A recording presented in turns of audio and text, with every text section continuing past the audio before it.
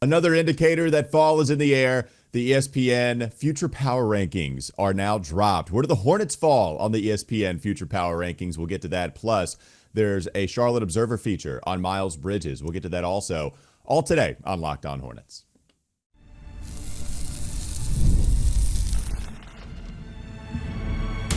You are Locked On Hornets, your daily Charlotte Hornets podcast. Part of the Locked On Podcast Network, your team every day. In a minute, cuz we live.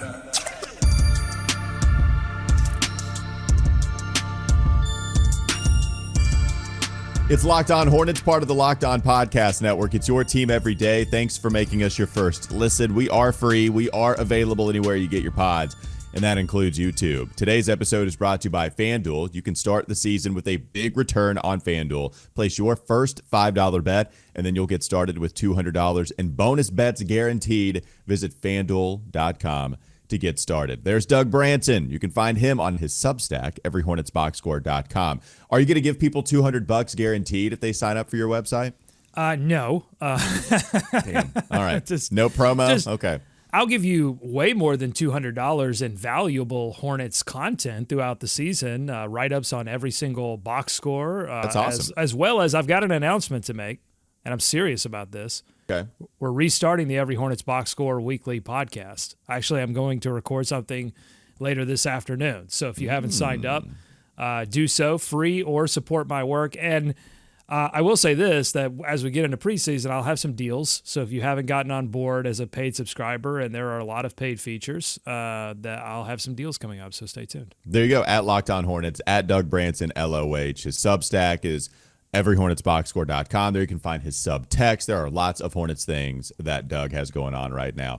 I'm Walker Mail. You can listen to me on WFNZ every weekday from 12 to 3 p.m. I do not have a Substack. I just got a radio show, 12 to 3. That's all you got to do. Just listen to that, and you'll be golden. I will also not be giving you $200. Let's go to ESPN.com. The future power rankings are out, Doug. You know, I remember one future power ranking being good. Bobby Marks, for the Hornets. Bobby Marks usually is the guy that is in charge of this. Kevin Pelton also. Bobby Marks and Kevin Pelton are now attacking this in tandem. And I remember, what was it, a few years ago, right? Like right after LaMelo's rookie season, you were going into the second year where Miles was still relatively young. There was some promise there. And people felt good about what the Hornets could do. And since then, after the All-Star year for LaMelo, it's really been more so where the Hornets have been ranked in the bottom 2 or so. But not today. Not today. They move up just a little bit, not a lot. They're still not considered one of the more promising futures teams in the NBA. But they're ranked 26, Doug. Why are they ranked number 26 in the future power rankings? Yeah, last season they were ranked 29, so they move up several spots, and a lot of that had to do with a boost from management. I think last year management was ranked dead last, and they move up a few spots to 28th. In players, they're 22nd. In money, they're 6th because they're not paying a ton of guys a lot of money, and so because they have a lot of young players that are still on their draft contracts. And they've got ways to finagle it so that they have even more cap space heading into next season if they so choose. Market is 21st. I mean, Walker, that's not, unless they win a ton, unless they make some Eastern Conference championships and turn, Uptown Charlotte into a Hornets bonanza. I'm just going to say, like, market is pretty stuck in the 20s. And that's just top 25 sports market, right? Like, that's just what Charlotte is as it currently stands. That, as far as a lot of these rankings could be opinionated, market, it's going to be a lot harder to argue market within the way that they measure all this stuff. Yeah, totally. And then draft 8th because they have accumulated a few extra draft picks, and that's mentioned by Marks here. And so, I think they're still 26th because we have some recent evidence from the front office that they can make minor improvements. So the future looks a little bit brighter. But with the players, it's mostly all question marks all the way down. And if you've been listening to our preview series, that has been the through line through all of these positions, is when you look at player after player, there are just major question marks without a lot of solid evidence, recent evidence, that those things are going to work out this season. So it's wait and see for a lot of fans. It's wait and see, I think, for the front office that wants to see how this roster is going to come together, and it's wait and see for Bobby Marks. What we're still also waiting to see from a management perspective and I think this is also reflected in these rankings. It's why they're 28th in management and not, 20th or 15th, is that we're still waiting on the answer to this question, Walker. Is this Hornets front office willing to make major changes? We've seen minor changes. Are they willing to make major changes to make the on-court product better? Risky changes, expensive changes. They're making a lot of expensive changes to Spectrum Center. Are they willing to do that to the roster? It's not going to happen this season, but that's a wait and see. Are they willing to do it at the right time, even more so? So Sure. when you do it, that making a risky move isn't going to improve your ranking unless you get it right. If you get it right, that'll improve your ranking. Right. If you don't, you can make a risky move all day, baby, and then you can fall right back down to 29 or 30. I would say, Doug, if you were to ask Kevin Pelton and Bobby Marks and smart NBA insiders, where do you project Jeff Peterson as a GM? I don't think that they would rank him at 28. I think that they would probably rank him higher, given the type of respect that he's earned, being so young, networking as well as he has, being around smart people in a couple of different stops, whether it be Atlanta, now Brooklyn, now Charlotte. But I think most people would say, oh, no, he'll be better than the 28th GM. Like, it does feel there is a difference within the Hornets organization with the direction that they're heading. Yet still, this is the safe route. If you were trying to make rankings safe, this is the safe ranking for Jeff Peterson, the unknown. Let's just throw him down at the bottom somewhere, maybe right ahead of a couple of GMs that have made terrible decisions that are hanging on by a thread and they're on the hot seat. So it feels like a very safe ranking, and I'm not mad at it. Like, I totally understand it from Marks and Pelton. Oh, I absolutely understand it, because to me, that 28th might as well say incomplete, not enough information. I think we're just waiting on some of these things to happen for the Hornets and see if they work out. And not just in terms of player acquisition, but I think the stuff that the management is doing in terms of replacing the entire training staff with what they're calling a performance staff. And it's not just like replacing the guys in the training staff with new people. It's about like just reorganizing the whole idea of what the performance staff does, hiring more experts and dividing and conquering that work, so that they can develop one-on-one relationships with players and set goals for them.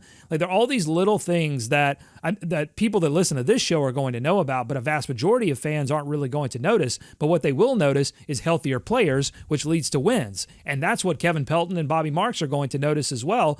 And that's what you're going to see. If the Hornets do surprise folks this season, all of these folks, the Marxes and not the Marxist, but the Marxes and the and the Kevin Peltons of the world, they're going to be going, hey, what's going on? And then they'll do the digging and they'll do some feature stories. And Zach Lowe will talk about performance staff changes and all the stuff that we've been talking about. All they're waiting on is the Hornets to actually win games. And we're going to talk about this too when we talk about this Miles Bridges feature. All the talk, you can do all the talk in the world about, well, here's what we think the Hornets will do. None of that matters. They actually have to go and do it, prove it, and that's what we're waiting on. Yeah, so just to go back with the specifics of the rankings from last year, we know that they were 29th overall, 26th overall this year. But in the specific categories, last year they ranked tied for 27th in players, Doug. This year, their player ranking is 22, so there's a 5-spot jump. Management last year that's Brandon Miller, right? I think that's Brandon Miller, plus you shave off Gordon Hayward. There were a lot of Terry Rozier haters out there. I wasn't one of them, but you shave him off. So I think that's where that is. That's where that jump comes from. A 5-spot jump there. They were 30th in management last year. Again, by the way, 30th. If they could have ranked them 31st or 32nd, they would have. Like, it was 30th with no hope because Michael Jordan was at the helm. It was probably the easiest ranking for them to make. Yeah. They were just going to say, okay, well, what are the 29? I mean, we know the Hornets are going 30, but who are the top 29? That's probably how that conversation went. Money was 9 last year. They're 6 this year. Makes sense, dumping Terry Rozier, PJ Washington no longer on the books. They were 28th for market last year, 22nd this year, or 21st this year. Last one, 13th in draft last season, 8th in draft this season. So that's the Brandon Miller part. Just as much as the player, also the draft. Selecting Brandon Miller is going to help you move up in that spot too. So not even terrible with the draft in 2023, but actually top 10 in the draft in 2024. So yeah, better signs, traction, not a ton of movement, but some movement in the right direction. I guess we'll see how this year goes to help us out in the 2025 rankings. Coming up next on the Locked On Hornets podcast. He's everywhere! Oh, sorry. I forgot. Wait on the bees. Wait on the sorry, bees. I did. Sorry, I heard somebody yelling at me. We'll get to more future rankings thoughts. Plus, we'll get to the Charlotte Observer piece on Miles Bridges from Rod Boone. That's still ahead on Locked On Hornets. This episode is brought to you by Game Time. Game Time? Game Time has a new feature called Game Time Picks that makes getting tickets for your favorite live events even easier. Game Time Picks filters out all the fluff to show you only incredible deals on great seats, so you don't have to waste time searching through thousands of tickets. Plus, there's a ton of different perks. You have Game Time Picks, curation making it easier to save more on sports, concerts, comedy, theater, and even more than that, so not just sporting events. Also, this is what I love, the all-in pricing. Toggling this feature will show the total up front, so there's no surprise fees at checkout. Lowest price guarantee, or Game Time will credit you 110% of the difference. So you don't even get all of your money back. You get all of your money back and more. Game Time, it's fantastic. Take the guesswork out of buying tickets with Game Time. Download the Game Time app, create an account, use code LOCKEDONNBA for $20 off your first purchase. Terms apply. Again, create an account, redeem code LOCKEDONNBA. Locked On NBA for $20 off. Download Game Time today. What time is it? Game time. Game time. More Locked On Hornets ahead.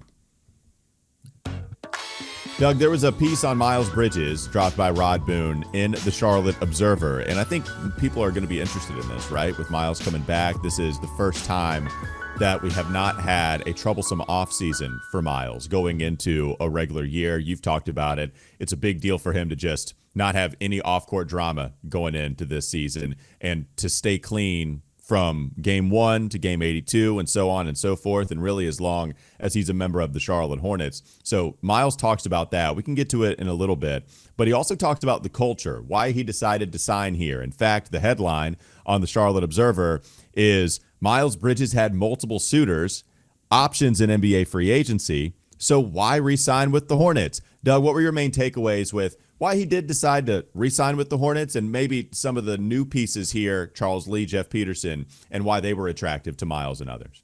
Yeah, so he confirmed in the article what we had seen reports of, which was that the Los Angeles Clippers were interested in signing him and the Cleveland Cavaliers were interested in signing him. And look, I think it's all about what you believe in terms of how interested they were, like what the priority level Miles Bridges was in each of those conversations, and the money that was offered in each of those conversations relative to what the Hornets were offering. So you'll have to make your own judgments about that. If you want to take Miles at his word, though, that this was about signing somewhere where he was comfortable, where he knows players. He likes LaMelo Ball. They are best buds. And so that was important to him. And also, he is seeing some changes in this organization. And it starts at the top with Charles Lee, and he loves this new coach. Here are a few quotes from Miles Bridges on coaching. He pays attention to every detail. He pays attention to when I have the ball, when I don't have the ball. On defense, he remembers almost every play. So I feel like he is very intelligent as a coach in that aspect, and he is very energetic. I think as we approach media day and training camp, we're going to hear a lot about the energy of Coach Lee. That excites me, Walker. That really excites me. It's the reason Steve Clifford pointed to most as to why he couldn't do the job anymore, because strategically, Steve Clifford felt like he was pushing the right stuff, and yet maybe he wasn't pushing hard enough, and the energy, it was zapping him. And this is where the jokes come in. The Hornets were so bad that they made Steve Clifford quit, even if he didn't leave the Spectrum Center. They drained him of his life force. They just like a vampire. They just sucked all the life force out of him. The fact that this man did not sleep, had medical problems, like his first stint, not being able to sleep, where he had to hand the reins over to Steven Silas, and then the second stint, he couldn't handle it anymore. Like, it's just the Hornets have killed this man. Why are you back, Steve? Frolic in a field full of daisies. Lie down, take a nap. Rest. Smell. Yeah. Anyways, all right. Charles Lee having all the energy, being the Sean McVay type of coach, remembering every single play and every single situation. You love to see that. Hopefully it results in wins. But I do think that there's going to be a different culture. And what's funny here, Charles Lee, we can talk about him a ton. He's going to matter a lot. We can go to Jeff Peterson. We'll discuss what he does with the decision-making process, how he adds to this roster. But going back to another football analogy, just like we always go up to the top to blame the Panthers and David Tepper for the organization's failures, that's what we do with the Hornets as well. We did that with Michael Jordan when he was majority owner. It does feel like Rick Schnall, Gabe Plotkin are putting forth different ideas, and they have a different philosophy that has been put into effect, right?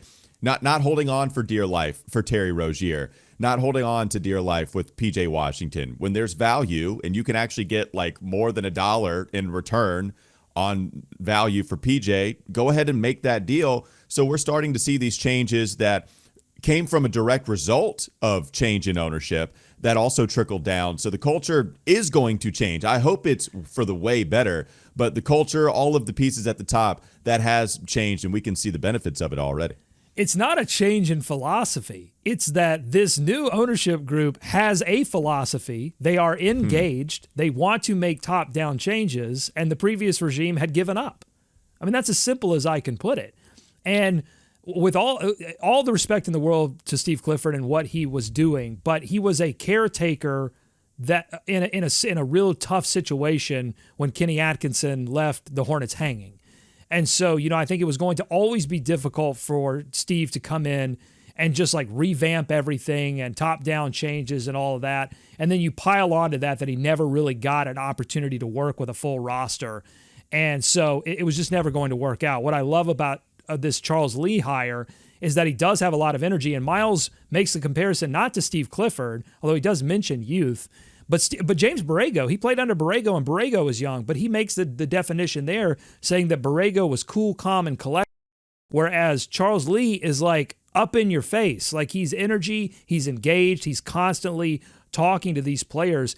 And I think that's the right fit, because I do think we can overvalue coaching. And Steve Clifford would talk about this too. As a head coach, he would say, I think we often overvalue what I can do versus what the players have to do for themselves. But when you're talking about a young team that I think has some obvious maturity issues on the floor as well as off the floor, I think it is important to have a strong young leader that can come in and relate with guys on a certain level, but also hold them accountable in a way where you can stay on top of them because you have that energy, because you have that kind of engagement. I think the Lee hire is the most important thing the Hornets did this offseason. The accountability stuff is what led to James Borrego's firing. If you look at some reports and you listen to the rumors, it's why Michael Jordan wanted to move on. The timing of moving on from Borrego, that was questionable. The Kenny Atkinson process, that was questionable. A lot of bad stuff happened from that, but also I didn't have a problem with them moving from Borrego when they did, despite the increased 10 wins per last 2 seasons. Like, I totally get it. But the accountability part was interesting to me. That seemed to be coming up every time we would talk about the reason they moved on. With Charles Lee being a younger coach, it's not like, hey, he's buddy-buddy with these guys because he's closer to them in age. Hell, is Taj Gibson older than Charles Lee? It's going to be pretty damn close if he's not. So it's not just because he relates to him simply because of age. He is going to be the guy that holds him accountable, and I think that's why it was strategic with Hornets PR when they were putting out the clips of Charles Lee's first practice. It wasn't just this fluff piece. Hey, oh my God, Brandon Miller, you're the best. Give him the ball. Oh my God, LaMelo, you're the best. Oh, Miles. It wasn't that. It was putting in some coaching clips there. It was him working with Brandon Miller specifically after Brandon the year prior had gotten on veterans for not getting back on defense. They showed a clip of Charles Lee getting on Brandon for not holding his arms up or making sure that he's committed to the defensive end. Like that was important, and I'm glad the Hornets let us in on that, and I do think it's genuine. I think it's real. Yeah, because you don't do those kinds of things. You don't release that info if the Hornets had made the playoffs the past couple of years. If there was like any sort of evidence that any sort of backing that these players had. I mean, really, you just point to the LaMelo Ball All-Star when he backed in because of injuries. That's like the one thing they can hang their hat on because they got blitzed in both of those play-in games. Like, there's nothing that you can say, ooh, we really shouldn't, put all this coaching in on that player. That might hurt their ego. If it hurts their ego at this point, what should hurt their ego is the fact that they've just lost a tremendous amount of games and not been a part of a tremendous amount of games because of injury. That should hurt the ego. So, that's why you can do that. You have the leeway, if you will, the Charles Lee way. The leeway. It's very good. To do that kind of thing. But it's not just the coaching staff that's holding these players accountable. And I think that's important, and I think it's so important that I'd like to talk about it next. Nice tease. Coming up next on the Locked On Hornets podcast. Bees everywhere! Doug will tell you some of his other thoughts on the culture shocks. And then Miles moving on. Again, it's not that he's moving on from the team. I don't know if people saw that bullet point and thought, wait, trade already? What happened? You're not even allowed to do that. Miles moving on. This is the art of the tease. You got to give it in the door, and then you tell them what's going on. Miles moving on in a different way. We'll get to that as well coming up next, LOH.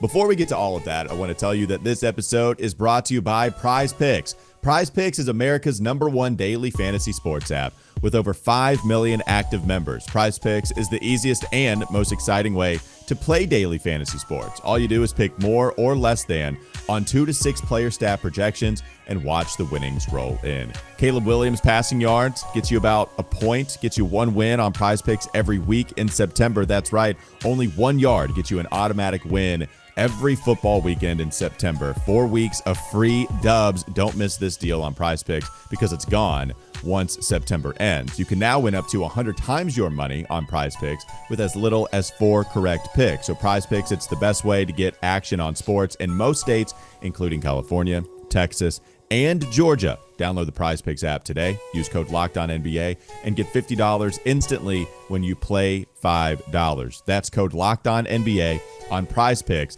to get $50 instantly when you play $5. You don't even need to win to receive the $50 bonus. It's guaranteed. Prize Picks, run your game.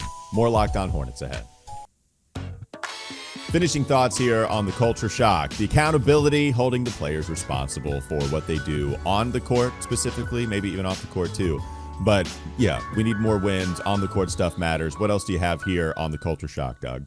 Well, we've already teased it a little bit, the hidden things that are going to help this team be better, including the training staff. Miles giving us a little behind-the-curtain look on that as well. He said, quote, "They've been crazy good with everything. They have us doing workouts that we've never done before, stretches that we've never done before. So they pay attention to a lot of detail, and I feel like that is going to play a big part in our off seasons." He goes on to say, "I feel like they do a better job of holding us accountable. I thought they did a great job with that, and just knowing like when we have a hard day, 2 hard days, the next day is going to be more like a light day, like a mobility type of day." So again, it's just these little things that pile up, and I love that Miles is being so candid about it, not just revealing what's happening now, but also comparing it to what happened in previous seasons. Because I think there was a little bit of like, well, you know, these injuries are freak, and how can we blame the training staff for that? There's so on and so forth. And I was always on the side of results are results, okay? You got to hold people accountable in your organization, players and everyone else, when things aren't going right, and that includes the training staff. And now we have some evidence here that things are changing. And when you've lost as much as you've lost as the Charlotte Hornets, I don't care how much you like certain people or think they've done a good job. The results are the results. You've got to make changes, and that's what seems to be happening here. Yeah, well, the results will come if we get through an 82-game season without injuries. Right. Like, that will be the evidence. I'm hoping that we do have the evidence. Right now, we got players thinking we have evidence, which is great. And you're right about Miles being candid here. I mentioned this a couple of weeks ago. Miles is candid throughout his career about like what his struggles are on the court. Remember, you know, I don't want to curse in case there are little kids listening. We just got a memo about that on WFNZ, so I didn't want to. Wow. You know, now I'm applying it here. Little reprimand. Well, not us. It's those crazy guys in the morning. They get wild with it. It's totally not me. You don't have to listen to any of the profanity. Having a kid, I think.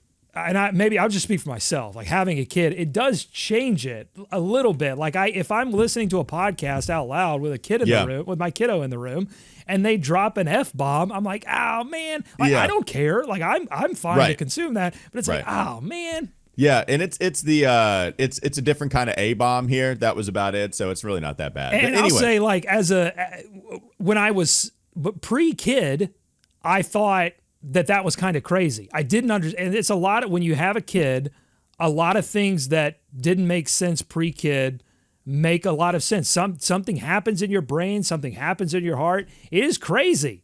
Well, I mean, I don't have a kid. I get it though. I make it. You have pets, so it's the same thing, right? Yeah, I don't want my beagle hearing that. Like, he's gonna howl for days, talking about what he just heard on the Locked On Hornets pod. But Miles said, "I'm not gonna lie. Like, it was something where I sucked bleep last year or something bad. I don't know. Like, it was. And goodness gracious, I have butchered all of this. Anyway, Miles was candid. He said that he sucked his rookie year. He's talked about how they got to get better. He's talked and been pretty self-aware as far as what he does on the basketball court and with the team. Like, we've seen and heard this type of stuff from Miles before. And so I'm actually not surprised, yet I do enjoy it all the same with Miles talking the way he is with Rod Boone. All right, let's get to some more Miles stuff. What do you mean by Miles is moving on with your bullet point here, Doug? Well, I mean, and bouncing off of what you just said, I think you're right. He has been super candid about what's happened on the floor. He's been less candid, maybe That's correct. For legal reasons, maybe for personal reasons, maybe for just not wanting to confront the reality of what happened reasons. He has been way That was less an candid. important detail for me. That was on purpose. Yeah, you said on the court. Yeah,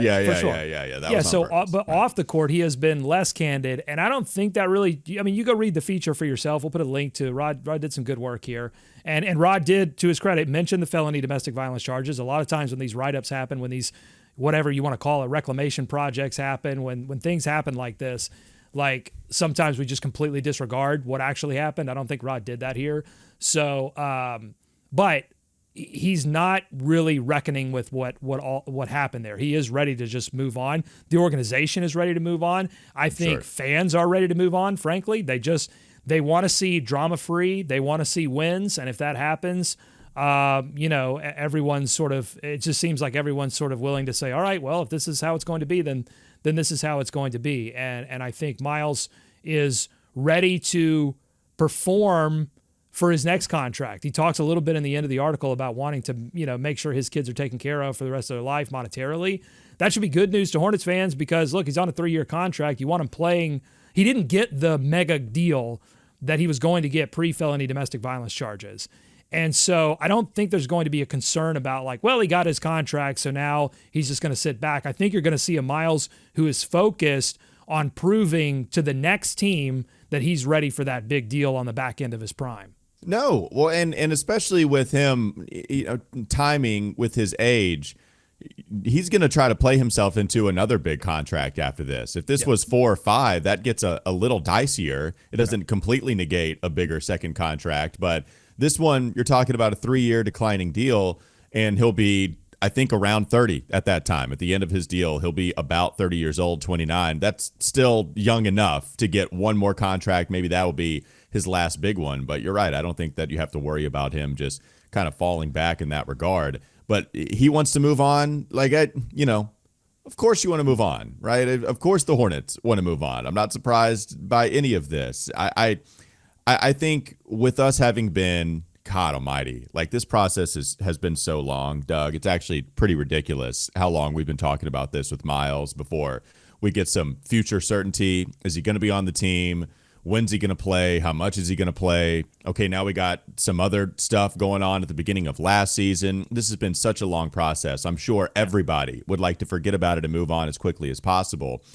I would say, just like anything in the world, as time goes on, the further and further away you get from the felony domestic violence charge to anything else that might pop up off the court, the further we move on, the more this is going to be true. The more that time is going to heal all wounds, no matter who is the one that caused those wounds or who the one is suffering from it.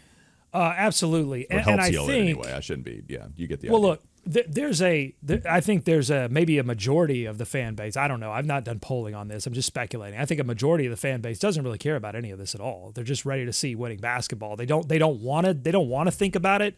They don't want these kind of heady topics with their sports. And then there's a smaller subset of the fan base that does care about it, but they're just all right, what can I do about it? And then there is a very, very small portion of the fan base is I'm done with the Hornets. I'm done with this because of everything that's happened, right?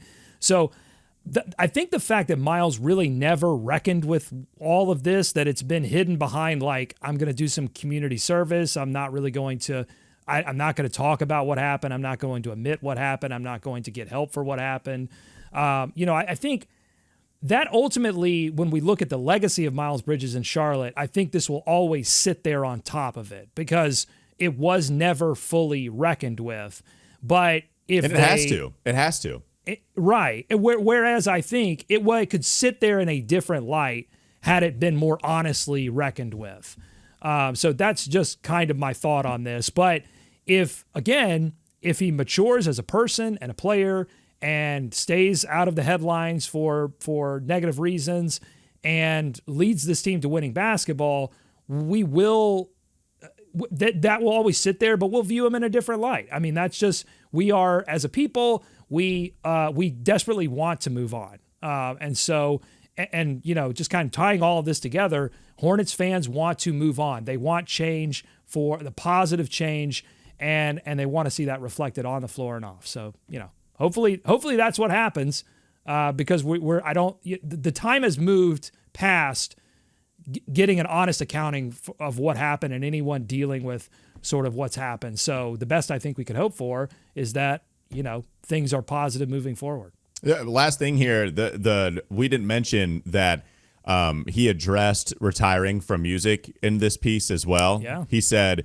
because of the perception that he's not totally 100% focused on basketball because he does music, because of that perception, he is going to retire after one more project drops, and then he'll focus on basketball more so. Go ahead, Doug, because I know you were a couple of episodes saying, go win, be like Dame, win something and do music. But if you can't win something, then don't do music. Well, my question would be my follow-up question to Miles, which I'm sure he would not answer. But my follow-up question, and maybe this could, if he is available for Media Day, Walker, here's a freebie for you if you want to ask him this. Yeah. Where was that perception coming from? Who was perceiving you that way? That was my question, right? Was it fans? Because when I looked at the comments on some of these things, now I'm not totally embedded in the world of Miles Bridges' rap career in the comments sections of all of his social media channels, but I didn't see a lot of Charlotte Hornets fans going, "Hey, Miles, I'm a Charlotte Hornets fan. Please focus on basketball." I saw a lot of people critiquing the music that he was doing, and I saw a lot of people in support of the music that he was doing.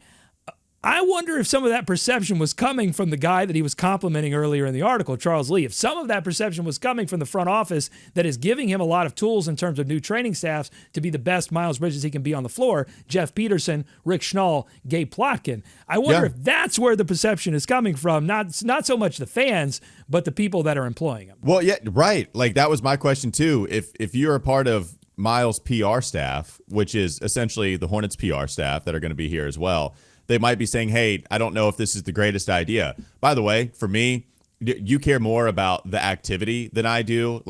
I care because of the context of Miles' situation, the content that's going on with these lyrics. That's the issue that I have. I don't care at all, honestly, if he wants to continue doing music and making music. I care more about. You're fine if he wants to do crooner, 50s covers of Sinatra songs or something. You're less okay with. Nah, don't do that either. Yeah, you don't want that either. Do you want? How about ska? What if he started a ska band?